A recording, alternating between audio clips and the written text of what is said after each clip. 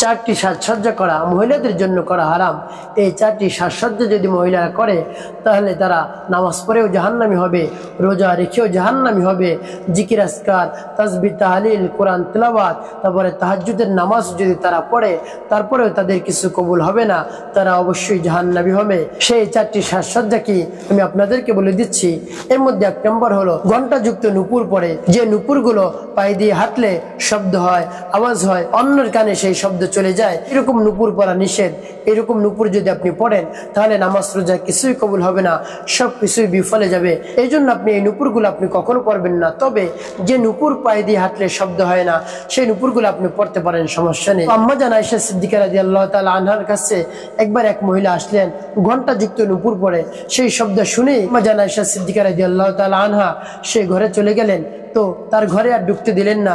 তো তোমার পায়ে ঘণ্টাযুক্ত নুপুর, তুমি এটা পরে আমার বাসায় আসবে না। তখন সেই মহিলা সেই ঘণ্টাযুক্ত নুপুর খুলে তারপরে আম্মা জান আয়েশা সিদ্দিকা রাদিয়াল্লাহু তাআলা আনহার কাছে দেখা করলেন। তো এর থেকে বোঝা যায় ঘণ্টাযুক্ত নুপুর পরা যাবে না। আপনি যদি ঘণ্টা ছাড়া নুপুর পরেন তাতে সমস্যা নেই, তবে আপনি ঘরের মধ্যে পড়তে পারবেন, আপনি বাসা বাড়িতে সেই নুপুরগুলো পড়তে পারবেন। তবে বাইরে যখন আপনি বের হবেন তখন এই ঘণ্টাযুক্ত নুপুর আপনি কখনো পড়বেন না, তাহলে আপনার মারাত্মক ক্ষতি হবে, তাহলে আপনার নামাজ রোজা তারপরে যত ধরনের ইবাদত আছে কিছুই কবুল হবে না, সব কিছু বিফলে যাবে। তারপরে 2 নম্বর যে সাজসজ্জা করলে আপনি জাহান্নামী হবেন, যে সাজসজ্জা করা হারাম, সেটি হলো আপনি যদি কপালে টিপ পরেন। এই টিপ পরা হারাম। এই টিপ পড়লে আপনার থেকে সব ধরনের বরকত চলে যায়, আপনার থেকে ফেরেশতা চলে যায়, রহমতের ফেরেশতা চলে যায়, বরকতের ফেরেশতা চলে যায়, সব কিছু চলে যায়, আপনি একেবারে শূন্য থাকেন। এই জন্য আপনি কখনো টিপ পরবেন না।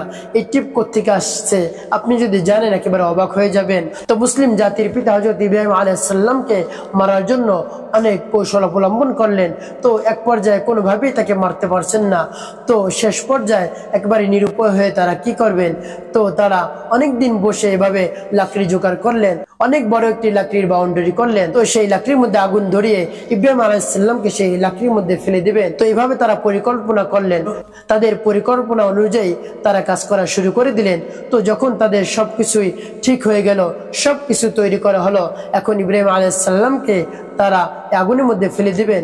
তো ইব্রাহিম আলাইহিস সালামকে যখন আনলেন আগুনের মধ্যে ফেলতে পারেন না। তো তখন শয়তান তাদেরকে বুদ্ধি দিলেন, তোমরা কখনো এভাবে ইব্রাহিমকে আগুনে ফেলতে পারবে না। তার কারণ হলো তার সাথে আল্লাহর শক্তি রয়েছে, তার কাছে ফেরেশতা চলে আসছে, কোনোভাবেই তাকে তোমরা আগুনের মধ্যে ফেলতে পারবে না।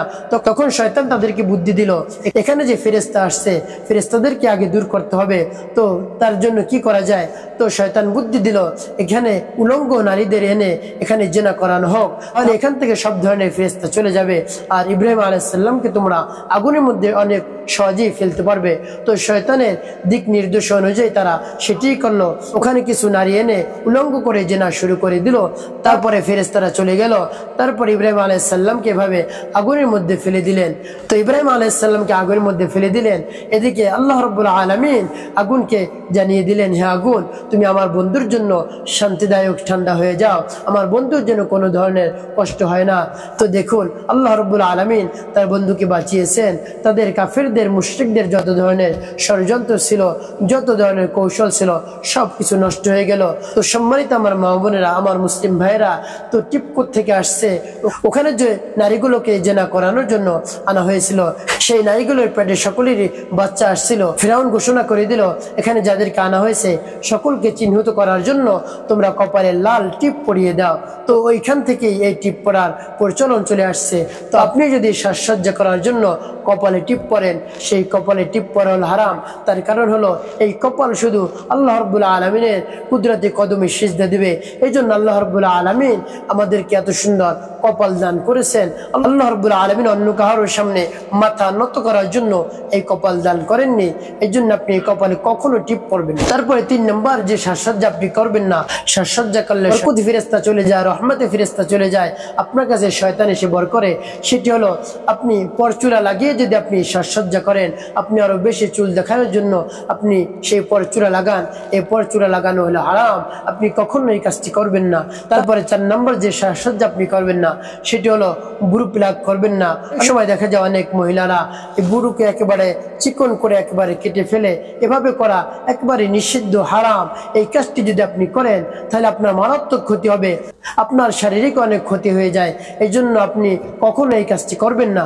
আপনি যদি এই কাজগুলো করেন, এই সাজসজ্জাগুলো করেন, নামাজ পড়েও জাহান্নামী হবেন, রোজা রেখেও জাহান্নামী হবেন, তাহাজ্জুদ পড়েও জাহান্নামী হবেন, আপনি কোরআন তেলাওয়াত করেও জাহান্নামী হবেন। কোনো আমল আল্লাহ রাব্বুল আলামিনের কাছে পৌঁছাবে না। আপনি যদি এই নিষিদ্ধ 4 সাজসজ্জা আপনি করেন, তো এর থেকে আপনি অবশ্যই বিরত থাকুন। তাহলে অবশ্যই আল্লাহ রাব্বুল আলামিন আপনার কাছে রহমতি ফেরেশতা, বরকতি ফেরেশতা এবং রিজিকের ফেরেশতা পাঠাবেন, আপনার জীবনকে সুখময় শান্তিপূর্ণ করে দেবেন।